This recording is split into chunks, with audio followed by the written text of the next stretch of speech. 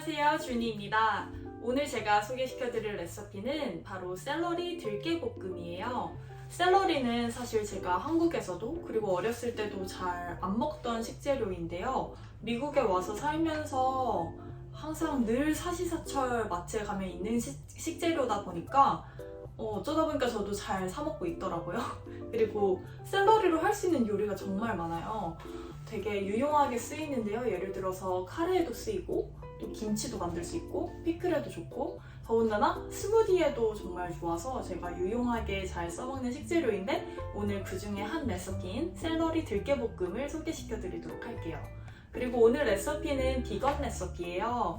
제가 사실 비건 생활을 오래 했었다가 지금은 해산물을 다시 먹지만 제가 좋아하는 여러 가지 비건 레시피도 제 채널에서 많이 소개시켜드리고 싶어서 앞으로 많이 봐주시면 좋을 것 같아요. 그럼 오늘의 요리 샐러리 들깨볶음을 한번 시작해 보도록 하겠습니다.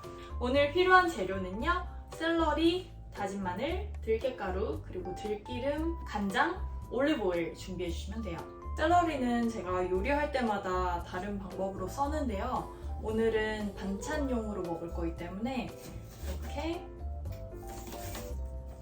길게 두꺼운 샐러리를 한 반 정도로 갈라주신 다음에요. 그다음에 이렇게 머슷 썰어줄게요. 이렇게 사선으로 썰면 맛이 양념이 더 잘 배고 또 반찬으로도 되게 예뻐서요. 이렇게 어슷 썰어줬습니다.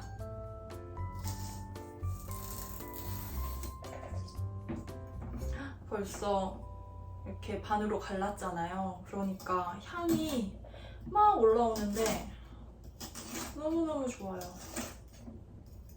샐러리를 싫어하시는 분들이 많은데 제 생각엔 이 향 때문인 것 같아요. 네, 이게 그냥 먹을 때랑 요리해서 먹을 때랑 정말 또 다르거든요. 그래서 샐러리 생으로 먹기 부담스럽지만 나는 시도해보고 싶다 그런 분들은 이렇게 요리해서 먹어보시면은 좋을 것 같아요. 자, 이제 샐러리를 다 썰어줬어요. 그러면 재료 손질이 다 끝났어요. 벌써 뭔가 요리 같지 않나요? 이렇게 샐러리를 먹기 좋은 크기로 사선으로 잘 썰어줬습니다. 자, 이제 조리를 시작해 보도록 할게요. 먼저 불을 약불로 올려주시고요. 그리고 올리브 오일을 조금 둘러주세요. 이 정도 둘러주시고 먼저 다진 마늘 좀 넣어주시고요. 그리고 좀 넣어줄게요. 그리고 샐러리를 같이 볶아주도록 할게요.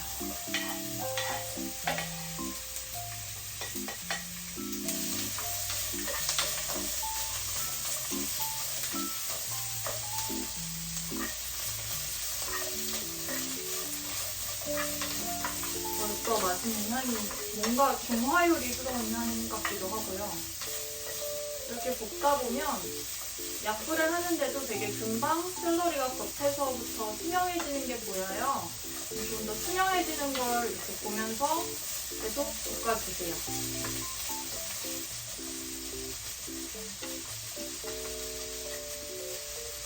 샐러리가 숨이 많이 죽었죠, 벌써.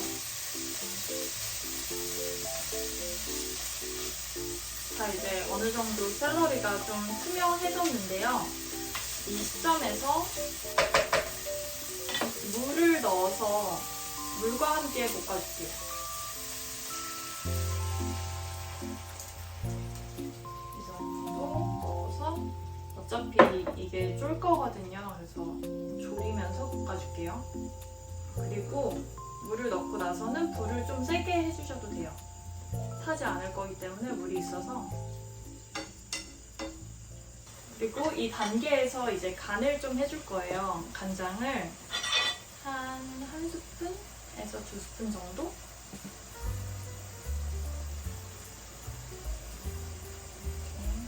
조금.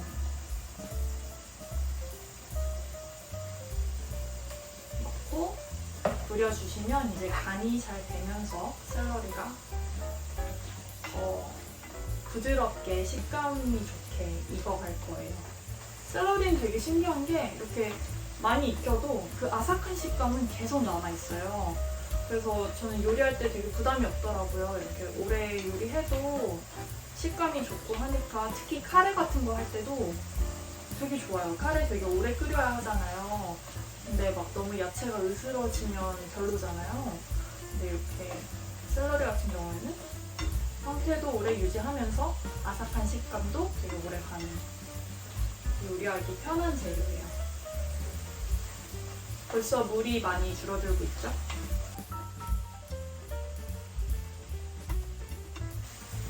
물이 어느 정도 이렇게 자작자작해졌을 때 들깨가루를 추가해주도록 할게요. 전 들깨가루를 정말 좋아하거든요. 진짜 맛있어요.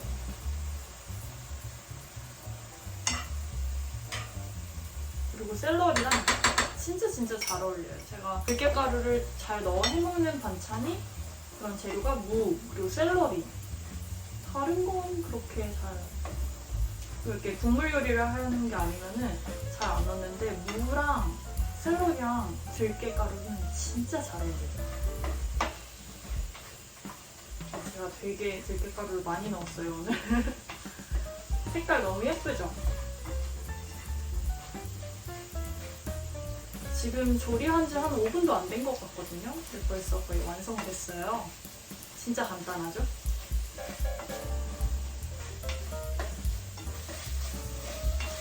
자, 이제 거의 다 볶아졌어요. 아, 맛있겠다. 자, 이제 불을 끄고 좀 식혀주도록 하겠습니다.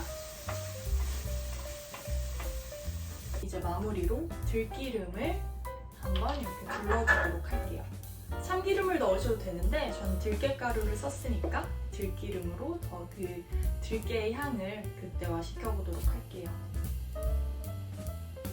들기름은 저희 어머니가 한국에서 써주신 들기름이에요. 방앗간에서 직접 짜왔는데 진짜 너무 맛있어서 아껴 먹고 있어요.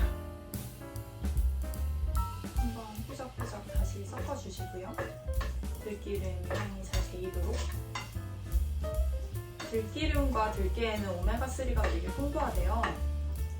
그리고 또 들기름 같은 경우에는 산화가 되게 빨리 되고 영양소 파괴가 빨리 되기 때문에 이렇게 요리 후에 넣어주시는 게 좋대요. 불 가열을 하면은 영양소가 잘 파괴돼서 저는 웬만하면 들기름이나 참기름 쓸 때는 그래서 요리 후에만 이렇게 살짝 해줘요. 자, 이제 완성되었습니다. 이제 그릇에 한번 담아볼게요. 제가 들깨가루를 이번에 정말 푸짐하게 넣었어요. 아주 꾸덕꾸덕한 샐러리 들깨 볶음이 되었네요. 진짜 맛있겠어요. 한국엔 들깨가루가 흔하잖아요. 팍팍팍 많이 넣어서 더 고소한 들깨볶음, 샐러리 들깨볶음을 즐겨보시길 바랍니다. 와.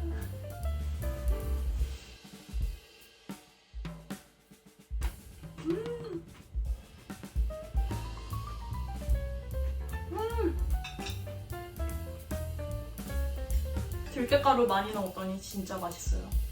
진짜 완전 고소해요. 그리고 마지막에 들기름을 넣어줬잖아요. 그러니까 사실 들기름을 같이 요리하면 그 향이 날아갔을 텐데 마지막에 들기름을 넣어주니까 그 들기름 맛의 그 향의 킥이 장난 아니에요. 그리고 간장을 딱 정말 한 스푼 반만 넣었거든요. 근데 물이랑 같이 졸여졌기 때문에 양념이 여기저기 고루고루 다 잘 배었고 정말 적절히 짭조름한, 간을 많이 한 게 없는데도 이렇게 맛있어요.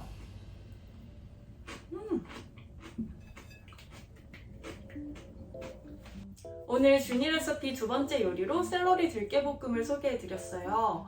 정말 간단한 요리였죠? 샐러리를 자르기만 하면 준비 과정 다 끝나고요. 그리고 요리도 한 5분이 채 안 걸렸어요.